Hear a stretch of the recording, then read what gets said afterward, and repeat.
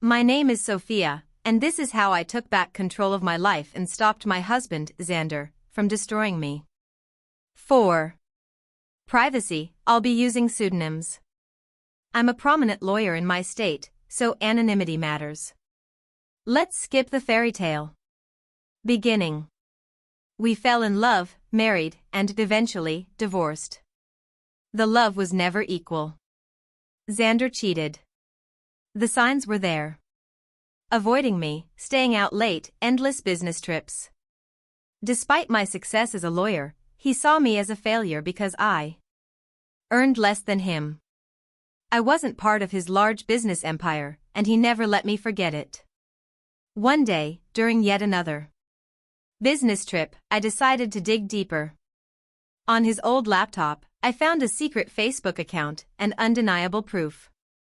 He was having an affair with a beautiful woman, someone he clearly considered superior to me. He had often criticized my looks. Now I knew why. Heart pounding, I confronted him. Xander, are you cheating on me? I have proof. He didn't even flinch. Sophia. You're just not interesting anymore. You're always buried in your pointless cases, neglecting me. And no, you're not a supermodel. I need someone who can turn heads. Shaken, I pushed back. What are you talking about? You knew my job was demanding when we married. I haven't neglected you, it's you who stopped coming home and refused to talk to me. He shrugged. Almost relieved. Good. Now that you know, I don't have to hide my girlfriend. She's beautiful and we'll have a perfect life together.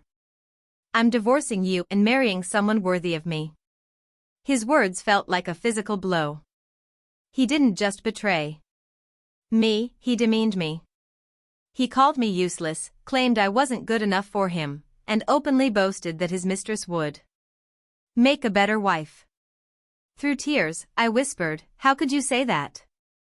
I stood by you for over a decade, through everything, honoring my vows. He smirked. It doesn't matter. I'm a successful business owner now. An average-looking woman with a pretentious law degree won't help me. When I accused him of throwing me away, he cut me off coldly. I'm not thinking about divorcing you, Sophia. I've already decided. I've hired a great lawyer.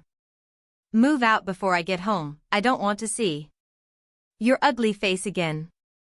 Hours later, a friend of his delivered the divorce papers with a sympathetic look. I signed nothing. I just shut the door and cried until I couldn't breathe.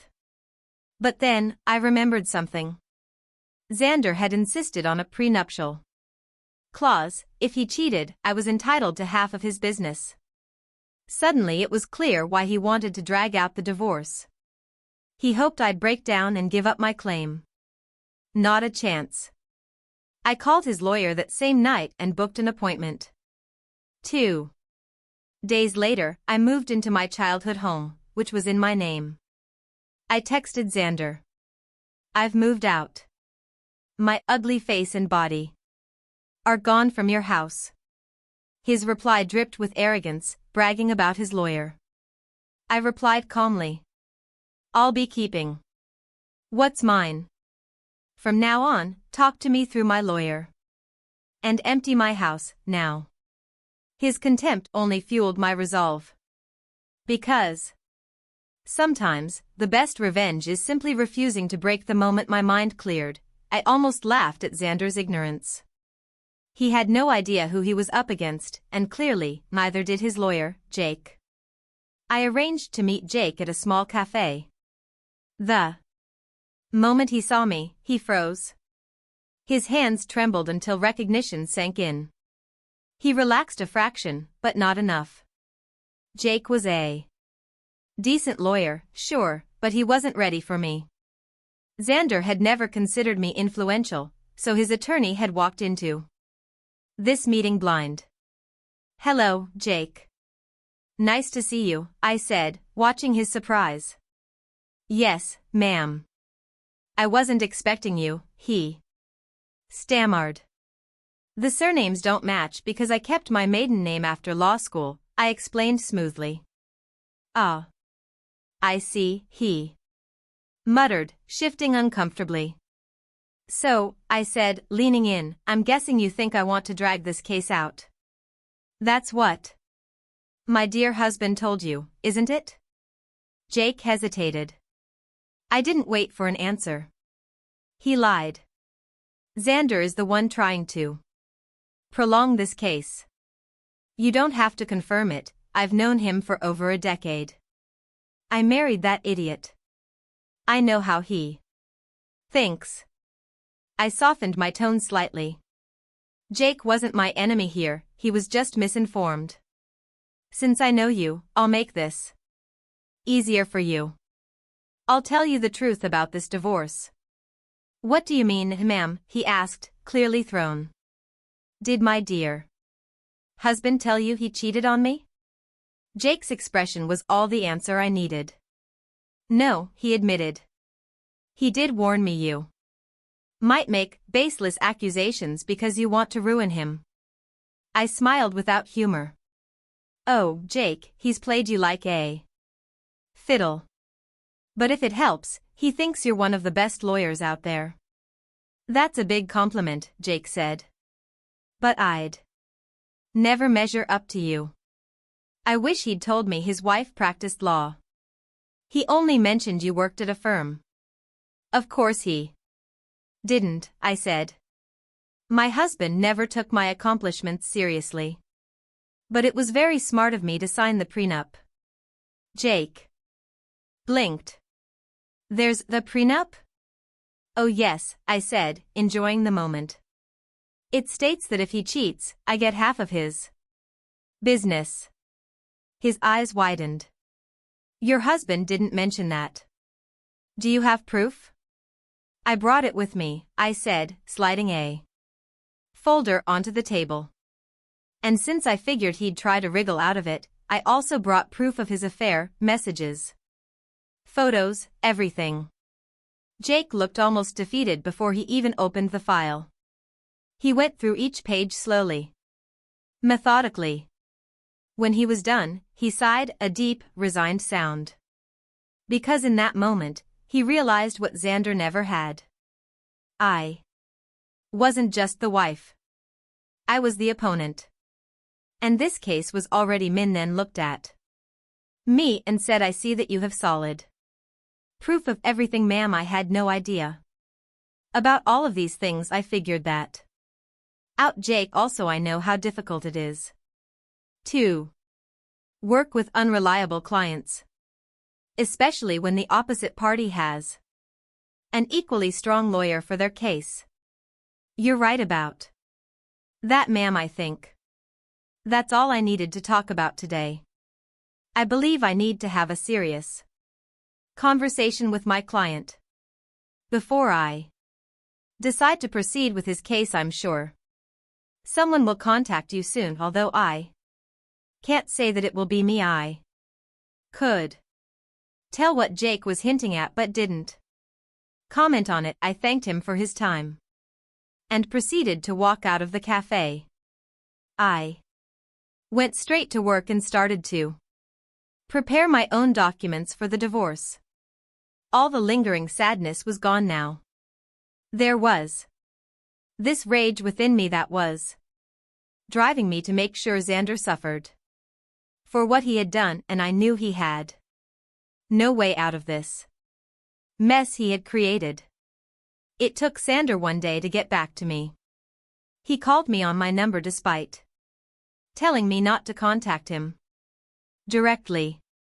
It was funny but not surprising. I knew if he would find himself in this situation. When I answered his call, he sounded very pissed off. What the hell did you say to my lawyer, Sophia? My.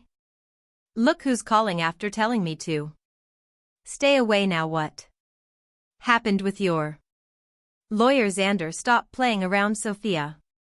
Tell me what you told him that made him quit today. Your lawyer quit today? How?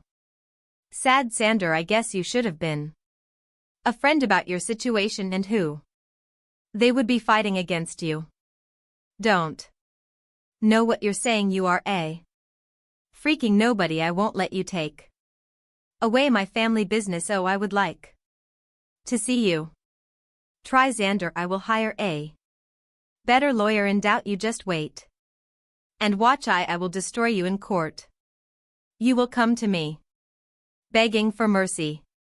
Well, sounds like a plan, Xander. Good luck with that, but a word of advice from a lawyer. Remember to tell your new lawyer about your affair and the prenuptial. When I said that, Sandra simply hung up on me. It made me chuckle. He was in deep trouble, but still didn't know it. He would try every lawyer in town and see if anyone would represent him. I am a known name here, so people move not to mess with me, plus anyone stupid enough to believe his lies would be dragged down to reality. When I presented them with my ammo, Sanders said that he would make me beg for mercy. I knew that it would be a matter of time before he would come begging at my door. I was right in thinking that Xander would be back begging at my door. He literally had no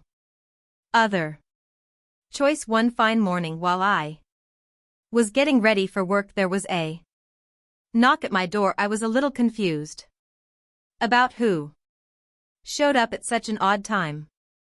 Imagine my surprise when I opened the door and found my soon-to-be ex-husband looking forlorn and weary. I invited him in because I didn't want the scene outside my home. I was already dealing with enough when he came inside. Said, "Make it quick, Xander. I don't have enough time to waste on you. I don't even know why you're here. We were supposed to strictly communicate through lawyers only." Yeah, about that. I haven't found a good divorce lawyer yet. Oh, that's sad for you, Xander. You better hurry up, because I hear that your mistress has been dying to marry you. I'm not worried about her anymore. Listen, Sophia, we need to talk. You have been sabotaging my lawyer so that they wouldn't take my case. That is very unfair. I immediately laughed when he said that. I couldn't believe that Xander would have the audacity to pin the entire blame on me. This once again showed how little he valued my profession. He thought that just because he was willing to throw money, people would pull at his feet. Oh dear, that's an amazing joke, Xander. LB, just clear that misconception for you. I haven't been sabotaging anything. It's your stupidity that's causing trouble. I don't understand. What did I even do? Should I remind you how you lied to your lawyers about the affair and the prenuptial? That is enough to make them look like fools in court. Do you think lawyers would jump at representing unreliable clients like you? Besides, I will admit that my name will make a lot of people walk away. You may consider me to be useless, but I actually do have a good name in this profession. Yes, Xander finally admitted defeat. I've tried being honest with lawyers, Sophia, he said, but no one will take my case. That's what happens when you go up against an ironclad prenup, I replied. You really should have thought your affair through. Now the damage is done. No sane lawyer will touch you. You'll be giving me half of your business, exactly like you agreed. His face said it all: panic, desperation, and the dawning realization that he was cornered. This was why he'd tried to hire the best lawyer he could and drag the divorce out, hoping I'd grow tired and walk away without claiming my share. But the plan had backfired spectacularly. A few days later, he hit what must have been rock bottom. He came to me, eyes red, voice shaking. Sophia, you know how much this business means to me. Please don't do this. Take anything else, just not the business. Why not, Xander? You're the one who insisted on the clause splitting it in the event of cheating. Do you think I'd give up my rights after the betrayal you flaunted in my face? It was a mistake. I've put my relationship on hold. Maybe we can try again. This hurdle could make us stronger. I burst out laughing. The audacity was breathtaking. He wasn't asking for reconciliation out of love, he was trying to save his empire.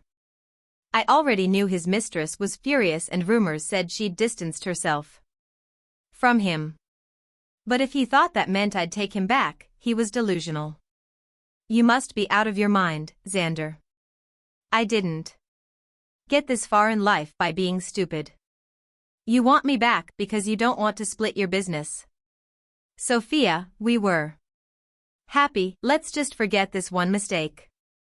I'll cut her off, I swear. There's no need. That woman will run the second she finds out you won't be rich after this divorce. As for me, this is my golden chance to get out of this sham of a marriage. And I'm grateful you showed your true colors before we had kids. Now you'll reap what you've sown. I was done talking. He kept pleading, but the only thing I felt was satisfaction. This was the man who once made me cry myself to sleep, now it was his turn to squirm. Over the next month, he tried everything to change my mind. I ignored it all. He had already filed for divorce, so I hired one of the best attorneys from my firm to represent me. I'm not a divorce lawyer, and I wanted as little direct contact with him as possible. Eventually, he caved. Facing certain humiliation in court, he agreed to a mutual split. The prenup made it easy. With undeniable proof of his affair, he had no choice but to sign over half his business to me. He tried to buy me out, but he was broke. Why? He'd burned through his money on his mistress, who now ignored his calls. Everyone knew she was a gold digger, and no one wanted her. And that was just the start of his problems. With half his business gone, his income tanked. He had to sell the mansion because he couldn't afford the mortgage. Now he rents a modest condo, a far cry from his former life. He even tried again to reconcile, hoping to regain full control of his business. Needless to say, that will never happen. As for me, I'm thriving. I appointed someone to manage my share of his company, and my combined income from my law practice and the business let me upgrade to a new mansion. Life has never been better. In the end, the divorce didn't just free me, it elevated me. Xander and his mistress lost everything. I gained everything. And I couldn't be happier.